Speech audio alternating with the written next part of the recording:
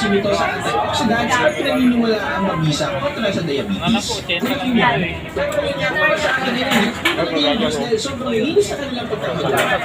Quality at masarap din. Yun lang, finish na. Alam niyo din sa pasunod na yung natikman ito na papanahon, sikat at talaga namang pinagkakagili ang dragon fruit juice dito sa Quiapo, Manila.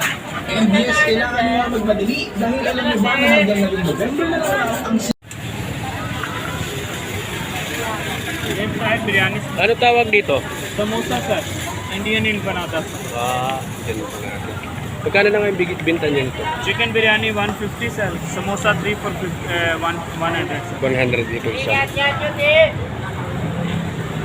So 150 po yung sige parya. Sige sir.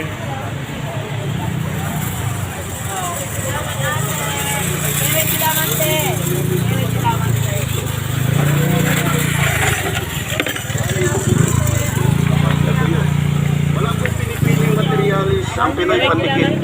Kapag tikit lang po ang pag-uusapan, ma'am, sir.